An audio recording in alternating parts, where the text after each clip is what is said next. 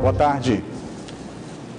Depois de 17 horas de negociações, terminou na manhã de hoje uma rebelião no complexo penitenciário Anísio Jobim, o maior presídio do Amazonas. 60 detentos morreram e esse já é considerado o maior massacre dentro de uma unidade prisional no Amazonas e o segundo maior do Brasil. A briga entre facções rivais que atuam no narcotráfico foi a causa da rebelião que começou neste domingo em Manaus. Quem comandou o massacre foram os integrantes da Família do Norte, a FDN, que tinham a intenção de exterminar os integrantes da facção rival, o PCC. Uma facção brigando com a outra. Por quê? Porque uma tem uma sigla e outra tem outra sigla? Não, porque cada uma quer ganhar mais dinheiro do que a outra. A briga é por dinheiro, por espaço. A rebelião no complexo penitenciário Anísio Jobim, Compage, terminou hoje por volta das 7 horas da manhã. Foram 17 horas de tensão. De acordo com a Secretaria de Segurança Pública, 60 presidiários que faziam parte de uma facção criminosa foram mortos durante o motim. 74 detentos foram feitos reféns, além de 12 agentes penitenciários. Durante a rebelião, 87 presos fugiram. Cerca de 50 já foram recapturados. A polícia trabalha intensamente, inclusive nas principais saídas da cidade, para recapturar o restante. Dos detentos mortos, 6 foram decapitados e tiveram os corpos arremessados para fora da unidade. Um dos presos que fugiu postou em uma rede social uma foto no momento da fuga. Os detentos fizeram um buraco para escapar. A rebelião começou quando os policiais que faziam a segurança perceberam a ação. Houve intensa troca de tiros e impediram que muitas pessoas fugissem. Nós mantivemos o presídio sob controle. Os presos estavam amotinados, mas a Polícia Militar cercou toda a unidade prisional. Entre os detentos mortos está o ex-policial Moa, condenado a 12 anos de prisão, acusado de integrar um grupo de extermínio. Todos os policiais da cidade trabalham em conjunto para equilibrar o sistema prisional. Durante todo o dia de hoje, revistas estão sendo feitas para apreender as armas que chegaram até os presos através dos detentos do regime semiaberto. Nessas fotos é possível ver a cena de destruição dentro da unidade prisional. Celas foram incendiadas e muitos detentos morreram queimados. O IML recebeu o reforço de um caminhão frigorífico para receber os corpos, já que o espaço só conta com 20 gavetas. Segundo a Secretaria de Segurança Pública, o investimento a partir de agora será em tecnologias para evitar novas rebeliões e meios para retalhar o narcotráfico pelas fronteiras do Estado. Durante as negociações, os detentos pediam um acompanhamento dos direitos humanos no presídio e que os processos criminais deles fossem revistos. E enquanto tiros e explosões eram ouvidos lá dentro da unidade prisional, familiares dos detentos foram para a frente do ramal que dá acesso ao complexo de presídios em busca de informações. Na manhã desta segunda-feira, viaturas do Instituto Médico Legal começaram a remover os corpos de detentos. A rebelião foi encerrada por volta das 7 horas da manhã, com a liberação dos últimos reféns após uma longa negociação. Alguns familiares passaram a noite no local acompanhando a situação. Outros chegaram de manhã cedo em busca de informações, mas também foram impedidos de entrar na área do presídio. Eles chegaram a se reunir e fizeram orações em homenagem aos mortos. Para cessar essa rebelião. Os familiares disseram ainda ter dificuldades de saber dos parentes no IML. Eu, como uma mãe, eu nem dormi essa noite. Eu quero saber a informação dele. No momento que eu subir, eu vou para minha casa. O morto ou vivo, eu tenho que saber, entendeu? O complexo penitenciário Anísio Jobim, localizado na BR-174, que tem capacidade para 454 presos, atualmente abriga mais de 1.200. A movimentação foi intensa ainda, com viaturas da polícia chegando e saindo do Compage. A comoção dos familiares de internos começou ainda na noite desse domingo.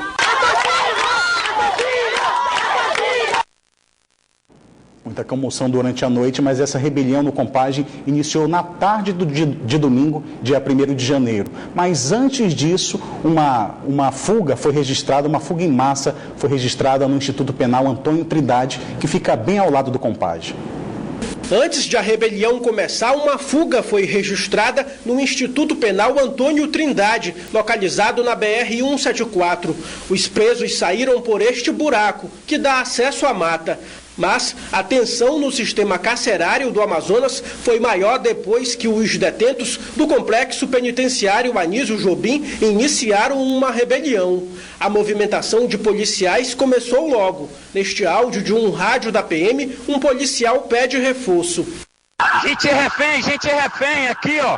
As viaturas cheguei agora no QTH. Copiou. Gente agora no QTH.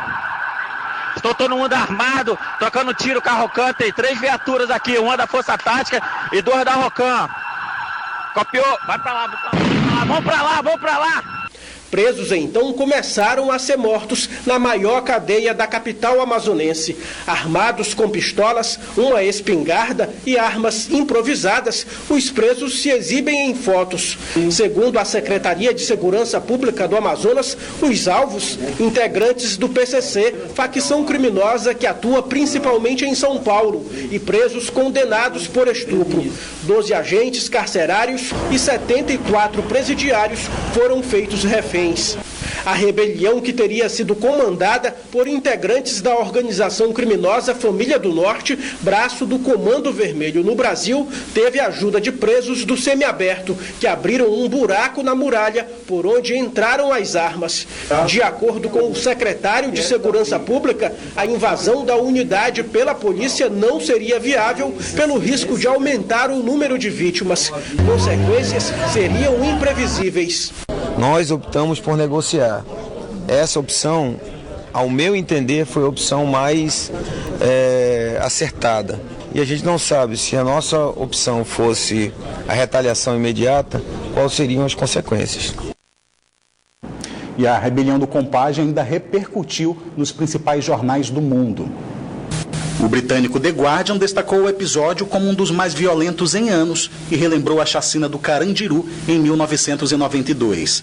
Já o jornal americano The Washington Post classificou o acontecimento como um dos mais sangrentos na história carcerária do país. O portal da Al Jazeera destaca a precariedade das penitenciárias brasileiras, além de evidenciar as brigas entre facções criminosas. E o jornal italiano Correio della Sera também evidenciou os acontecimentos envolvendo as decapitações no local. Neste domingo, Arthur Virgílio Neto tomou posse como prefeito reeleito de Manaus, em cerimônia que foi realizada no Teatro Amazonas. O vice-prefeito Marcos Rota e os 41 vereadores também assinaram um termo de posse. O Teatro Amazonas, no centro histórico da capital, foi o cenário da solenidade. Deveria ser uma única cerimônia de posse, tanto para os 41 vereadores de Manaus, como também para prefeito e vice. Mas o evento começou com apenas os parlamentares sendo empossados. O prefeito Arthur Virgílio Neto e o vice Marcos Rota chegaram com mais de 1h30 de atraso, quando a cerimônia já havia terminado. Foi preciso dar início a uma segunda solenidade de posse aos dois. Reeleito, Arthur disse que vai fazer mudanças no secretariado, mas não adiantou nomes e reafirmou que vai continuar como um chefe de executivo que vai às ruas. A rua é a mesma, nós vamos continuar igualzinho, vou para a rua hoje, né? Não é a primeira vez que Arthur Neto entra neste teatro para tomar posse como prefeito da cidade de Manaus. A primeira vez que isso ocorreu foi em 1989.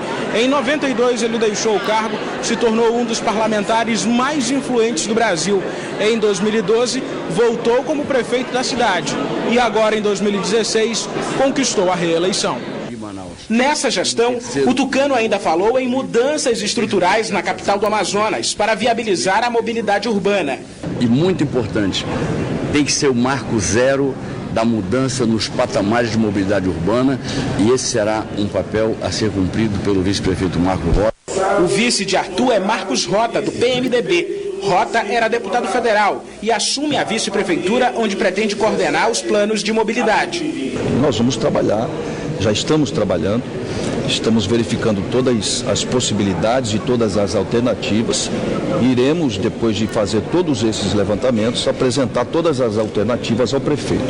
Um dos principais aliados de Arthur na campanha do ano passado foi o senador Eduardo Braga, presidente do PMDB no Amazonas. Braga participou da cerimônia de posse ontem à tarde e disse que não vai influenciar na escolha de secretários municipais. O PMDB quer ajudar, quer apoiar, mas o PMDB não está buscando, junto ao prefeito, secretarias ou coisa parecida. O prefeito e o vice têm a função de administrar esse ano de 2017 um orçamento de 4 bilhões e 100 milhões de reais. E depois das posses no Teatro Amazonas, os 41 vereadores foram para a Câmara Municipal eleger a mesa diretora da casa. Os trabalhos entraram pela noite e o presidente Wilker Barreto, candidato à reeleição, conquistou a maioria dos votos, inclusive votos da oposição. Ele vai comandar o Legislativo Municipal até 2018.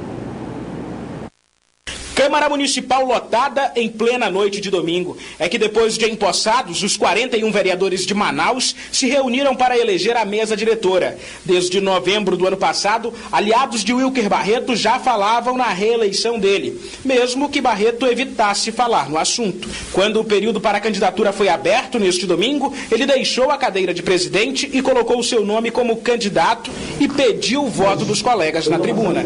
Concorrer uma reeleição não é fácil. É difícil. Novatos também se candidataram à vaga. Joana Dark, do PR, e Chico Preto, do PMN. Os dois ainda questionaram o presidente da sessão, que neste caso era o vereador professor Gedeão Amorim, o mais velho da casa, a respeito de candidaturas representativas. Era colocar representantes de partidos na mesa. Partidos com a maior bancada. Tem partidos com 4 que tiveram assento, partidos com 3 que têm assento na mesa. Agora, uma série de partidos com 2 não tem lugar na mesa. Ao contrário de partidos que têm um vereador e que estão na mesa. Então isso não é proporcional. A partir do momento que se faz um acordo para a composição de mesa diretora e você não respeita a representatividade partidária, isso prejudica todo o processo. Se essa forma de reeleição se confirmasse, poderia prejudicar os planos de reeleição de Wilker Barreto. A tensão só acabou quando o plenário votou pela permanência das candidaturas unitárias. Com 38 votos a favor, inclusive da oposição, Wilker Barreto foi reeleito presidente da Câmara Municipal de Manaus. E isso é democracia, você ganha no voto. Fico feliz de ter 38 votos. Em 2014 tive 35. Isso, para mim, é um número bastante importante. A questão da governabilidade, eu vejo que nós temos um só adversário. Os problemas da cidade de Manaus. A oposição responsável vota contra problema. Não faz oposição ao governo. Joana Dark teve 1 voto e Chico Preto 2. O parlamentar pediu a gravação em vídeo da sessão de domingo e disse que vai acionar a justiça. Isso pode fazer cancelar essa sessão de hoje? Isso vai ser a justiça que vai definir. Eu vou levar o pleito do descumprimento do regimento e do descumprimento da vontade popular que o regimento assegura.